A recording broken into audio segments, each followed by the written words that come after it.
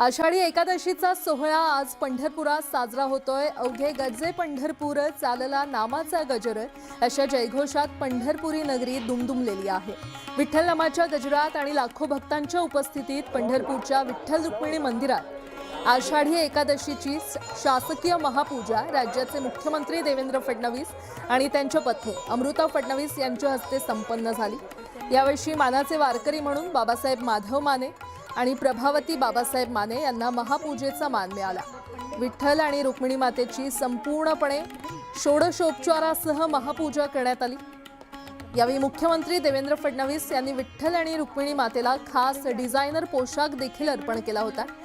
आषाढी एकादशी निमित्त आज मध्यरात्री 3:05 सुमारास पारंपरिक पूजा संपन्न झाली। या पूजेदरम्यान विठ्ठलाच्या मूर्तीला दुग्धाभिषेक करण्यात आला आणि त्यानंतर मुख्यमंत्र्यांनी आणलेला खास पोशाख विठ्ठलाला परिधान करण्यात आला।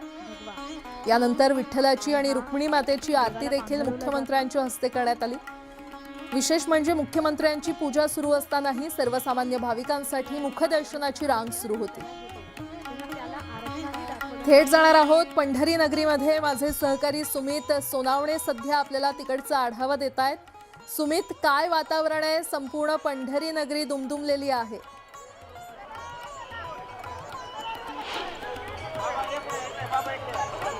अतिशय भक्तिमय वातावरण जे आहे पंढरपुरामध्ये आपण जर पाहिलं तर टाळ मृदुंग आणि पकवाजाचा या ठिकाणी गजर आपल्याला पाहायला मिळतो। प्रत्येक दिंडी जी आहे ती दिंडी या मार्गावरून प्रदक्षिणा घालून पुढे जाते। तसेच वारकरी देखील आहे, वारकरी देखील इथून पुढे जे आहे कळस आहे, कळसाचं दर्शन घेऊन जे आहे ते पुढे जाताना दिसतात। वारकऱ्यांचा उत्साह प्रचंड आहे।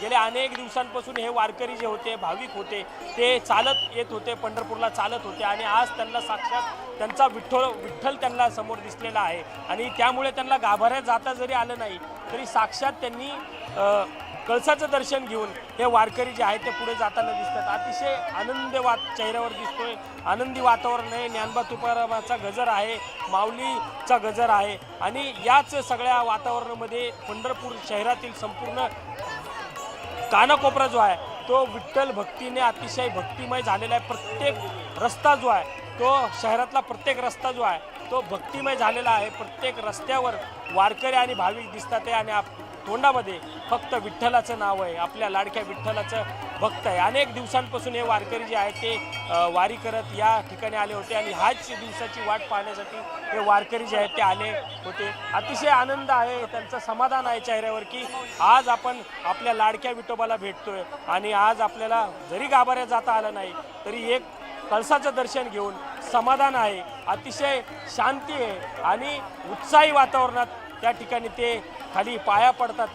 जरी कळसाचं असले दर्शन तरी कुठलाही अक्षरशः समाधान चेहऱ्यावर आहे आणि माऊलींचा गजर करीत हे वारकरी जे आहेत ते। माऊली, काय सांगाल, कुठून आलाय तुम्ही आणि काय? मी सोपान काका सासवडवरून आलोय। अगदी तुम्ही आज कळसाचं दर्शन घेतलं? अगदी कळसाचं दर्शन घेतलं। उत्साह जास्त आहे, पब्लिक जास्त आहे। पावसाचा कुठलाही पाऊस नाही येत। शेतकऱ्यांसाठी पाऊस पडावा हे परमेश्वरासमोर साकडं करतो। माऊली, काय सांगाल, आज पकवाज घेऊन तुम्ही आलेला आहे, काय समाधान आहे तुमच्या चेहऱ्यावर? मला खूप मस्त वाटतंय, खूप चांगलं वाटतंय वारीत येऊन। असा जो गजर आहे तो गजर आपल्याला पाहायला मिळतोय। ठीक आहे, वारकऱ्यांचा जो उत्साह आहे, वारकरी अक्षरशः नाचतात आहे आणि त्यांचा उत्साह। माऊली, काय सांगाल? एकदम आनंद आहे, भरपूर आनंद आहे। काय समाधान माऊली, काय समाधान मिळतंय चेहऱ्यावर? खूप छान वाटतं, खूप छान वाटतं वारीला आलं तर खूप छान। काय मागणं मागितलंय विठ्ठलाला? काहीच नाही, हर वर्षी अशीच वारी येऊ दे आणि वर्षातून 10 वेळेस येऊ दे।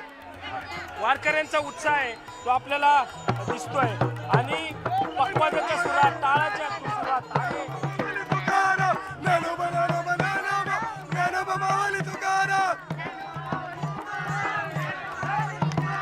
ज्ञानोबा माऊली तुकाराम, ज्ञानोबा माऊली तुकाराम, ज्ञानोबा ज्ञानोबा ज्ञानोबा, ज्ञानोबा माऊली तुकाराम,